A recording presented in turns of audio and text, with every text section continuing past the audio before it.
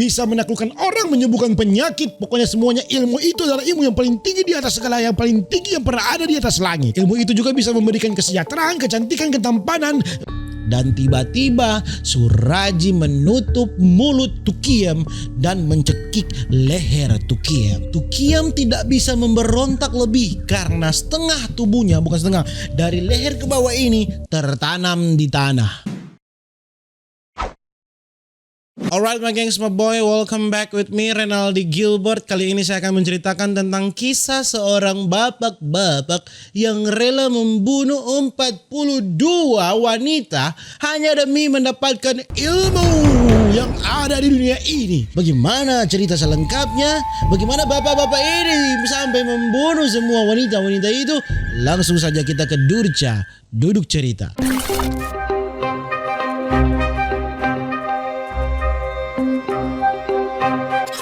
Awalnya bapak ini bernama Sagimin, namun akhirnya namanya diganti menjadi Ahmad Suraji. Dia lahir pada tanggal 10 Januari tahun 1949 di Serdang, Sumatera Utara. Dari kecil memang dia ini hidupnya sudah sangat kasihan sekali. Dia sejak umur 7 bulan telah ditinggalkan oleh ayahnya. Nah, pada saat dia umur 12 tahun, dia sudah tertarik dengan dunia perdukunan. Bukan main, anak seumuran dia umur 12 tahun tertarik menjadi pilot, tertarik menjadi dokter. Bapak ini tertarik menjadi dukun. Bapak semua yang tolong. Kalau dibandingkan dengan anak 12 tahun zaman now, anak 12 tahun zaman now sudah bermain lato-lato. Anak 12 tahun zaman sekarang tidak tertarik dengan dunia dukun. Kenapa dia ingin menekuni dunia dukun? Karena memang ayahnya bapak ini katanya seorang dukun. Suraji ini pun tahu karena memang di rumahnya itu banyak sekali buku-buku tentang belajar ilmu dukun. Pokoknya di rumahnya itu banyak sekali buku-buku untuk belajar tentang ilmu-ilmu ya. Jadi semenjak dia kecil, Suraji ini telah melihat buku-buku itu. Meskipun dia belum mengerti, Suraji tetap membaca buku itu. Jadi sambil bapaknya menyuapi dia dari kecil ya. Jadi Suraji itu bukan dibacakan dongeng tapi dibacakan buku-buku ilmu. Nah, singkat cerita, gengs my boy, Suraji ini menikahlah pada umur 27 tahun. Ya, masih usia yang matang lah ya untuk seorang anak muda untuk menikah. Dari pernikahannya dia mempunyai 4 orang anak dan semuanya batang semua. Yang lucunya, Suraji ini ingin menikah lagi tapi dengan adik istrinya. Bukan main Suraji seperti di film-film Jepang. Suraji Maniso gatal sekali Suraji menikahi adik istrinya. Memang sih awalnya istrinya tidak setuju. Lagian siapa yang mau setuju jika kamu menikahi adik saya, Suraji? Ada alasan yang sangat wadidaw yang dikatakan Suraji kepada istrinya. Dia mengatakan bahwa kamu tidak memberikan saya anak perempuan loh. Berikan saya anak perempuan. Selama ini anak saya laki-laki. Suraji itu adalah alasan yang sangat wadidaw yang pernah saya dengar untuk seseorang menikah lagi. Lelaki buaya darat, Suraji. Akhirnya memang setelah percecokan yang hakiki terjadi di dalam rumah tangga Suraji, dia pun menikahi adik istrinya. Yang saya masih pikir sampai sekarang, kenapa adiknya mau?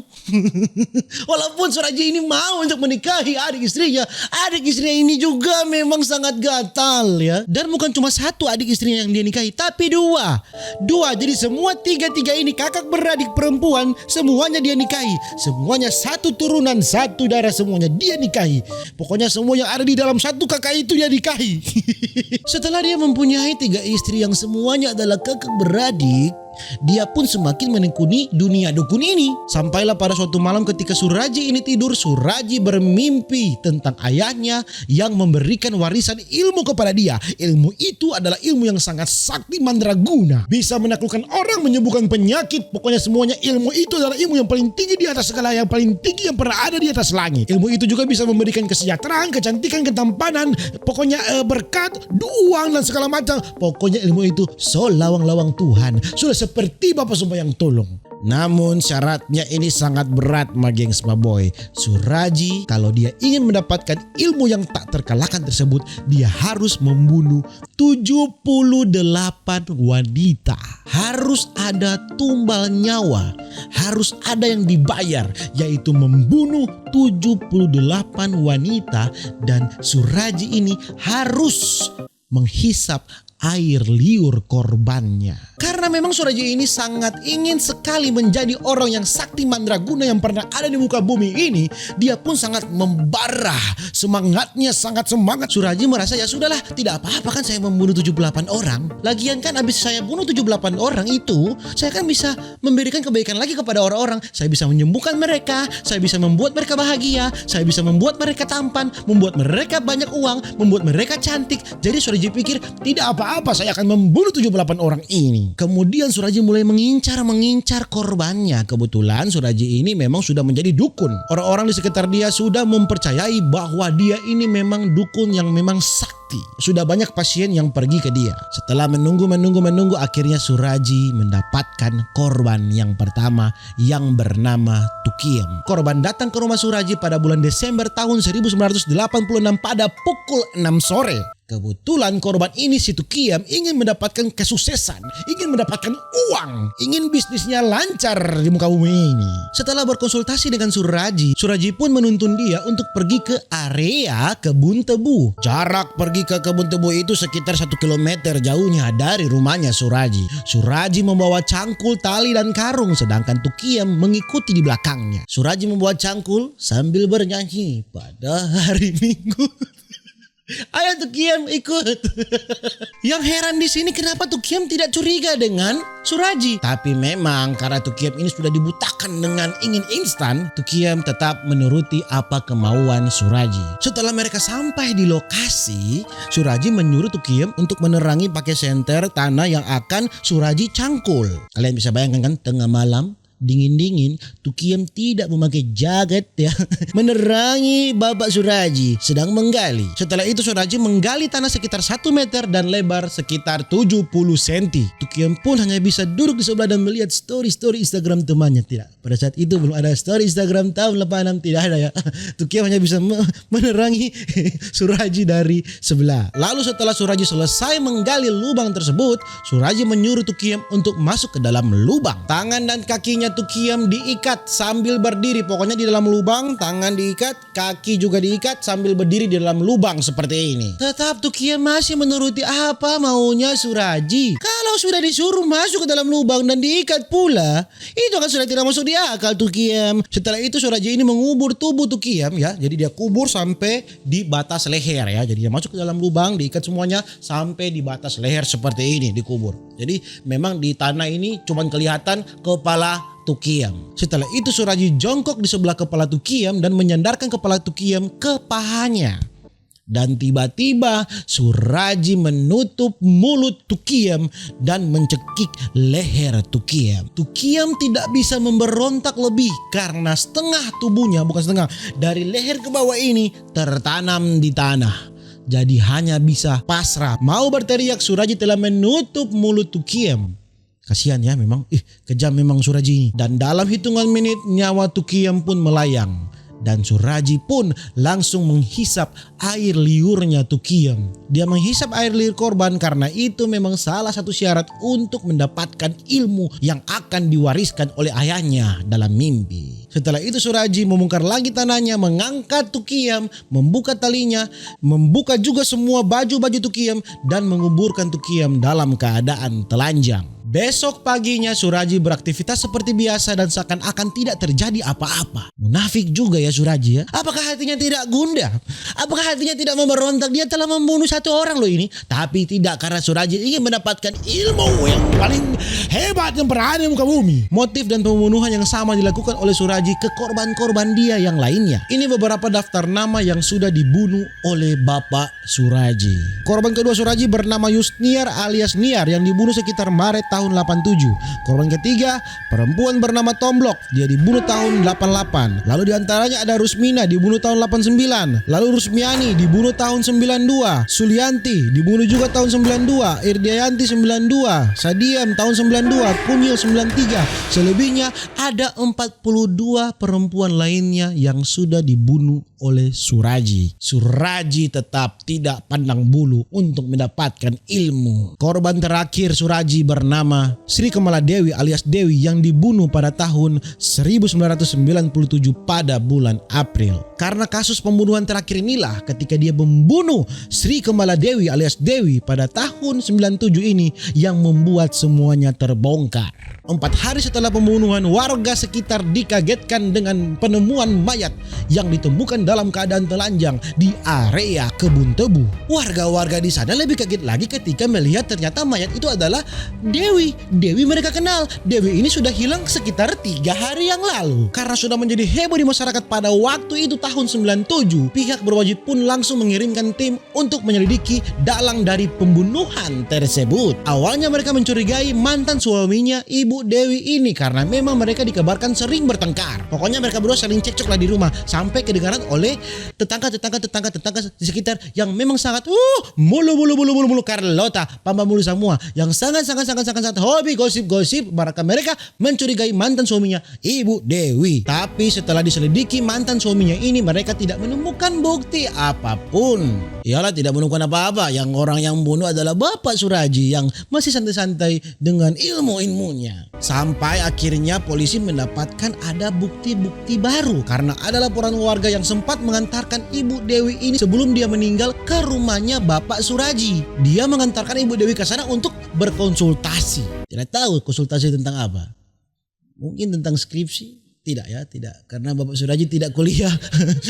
Bapak Suraji tidak kuliah, tidak mungkin berkonsultasi tentang skripsi. Polisi ini kemudian langsung gercep untuk ke rumahnya Bapak Suraji. Tapi polisi tidak menemukan bukti apa-apa. Karena menurut pengakuan Suraji, Ibu Dewi sudah pulang loh sebelum maghrib. Habis itu saya nggak tahu lagi dia kemana. Kan habis konsultasi sudah. Pasien saya kan langsung pulang. Saya tidak tahu mereka mau kemana. Ya sudah, polisi pun langsung percaya dan langsung balik lagi lah dari rumahnya Bapak Suraji. Sepulang dari rumahnya Suraji, mereka tidak mendapatkan bukti apapun. Akhirnya bapak-bapak polisi ini semakin mendalami laporan-laporan orang hilang yang terjadi beberapa tahun terakhir. Setelah mereka menyelidiki, akhirnya mereka mendapatkan satu benang merah. Saudara-saudara, rata-rata orang yang hilang pada waktu itu, semuanya ada banyak sekali itu.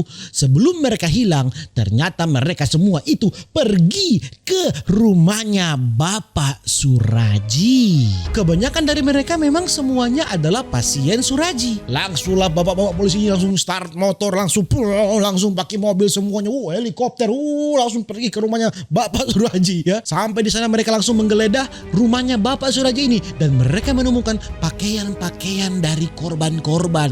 Ada baju-baju, ada perhiasan, ada bando, ada power bank. Tidak ada power bank. Power bank waktu itu kan belum ada. Pokoknya semuanya milik wanita-wanita korban pembunuhan Bapak Suraji. Termasuk ada barang milik Ibu Dewi. Nah, disitulah letak bahwa polisi yakin bahwa Suraji, kayaknya saya mencium aroma pelaku di tubuh Anda, Bapak Suraji. Suraji beserta 3 istrinya ditangkap polisi. Selama pemeriksaan yang panjang dan alot, akhirnya Suraji mengaku sendiri tentang kasus yang dia perbuat. Lama ambil inisiatif saya sendiri, saya bunuh. Itulah kenapa sampai sekarang. Dari mulai tahun 86 sekarang wilayah.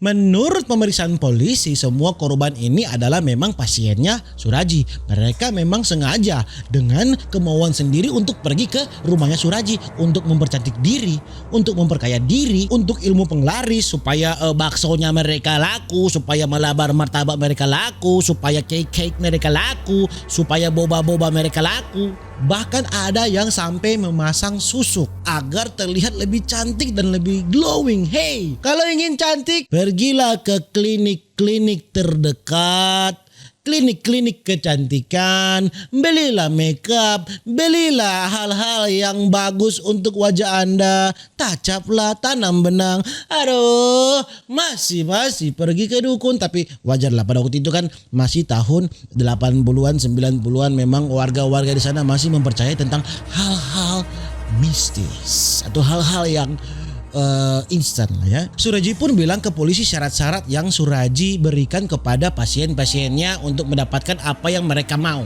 Mereka semua itu wajib membawa kembang telon, kemenyan putih, kemenyan Arab, dan jeruk purut dan syarat-syarat lainnya. Bayangkan itu seperti mau buka catering. Banyak sekali bahan-bahan makanan, bahan-bahan bau-bau, bahan-bahan semuanya.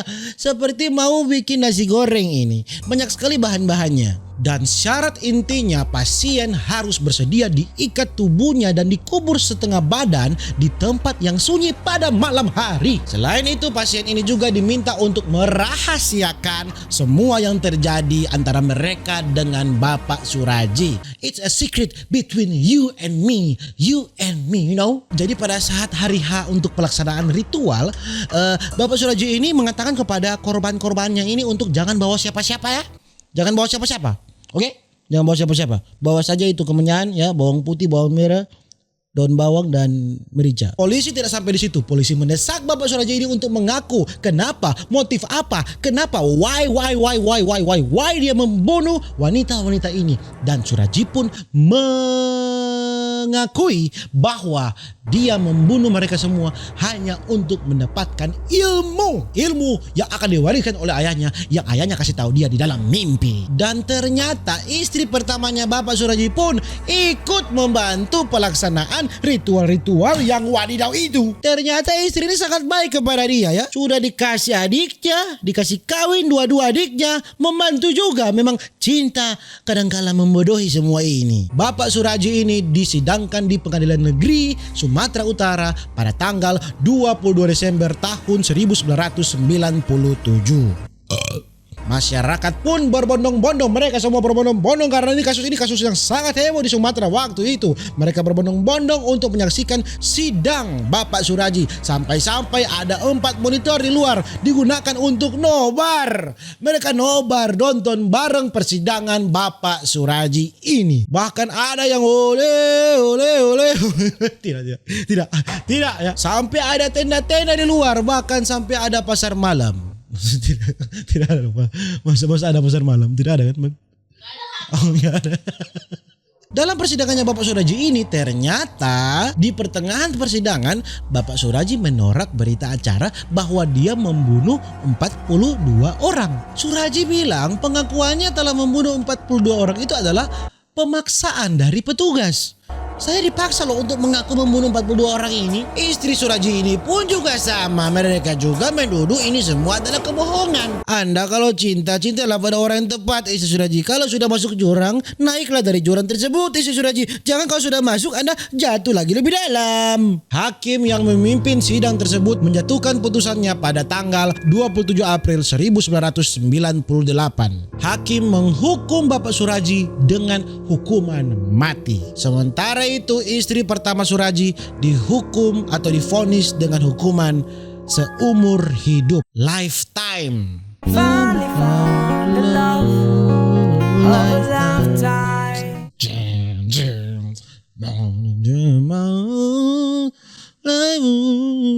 Mereka berdua dijobloskan di Lembaga Pemasyarakatan Kelas 1 Tanjung Gusta, Medan. Sementara menjalani hukuman di dalam lembaga permasyarakatan, Bapak Suraji ini memohon surat pengampunan ke Presiden Ibu Megawati pada tahun 2004 untuk setidaknya meringankanlah hukuman dia dari mungkin hukuman mati turun ke seumur hidup. Takut mati juga ya Anda ya Bapak Suraji?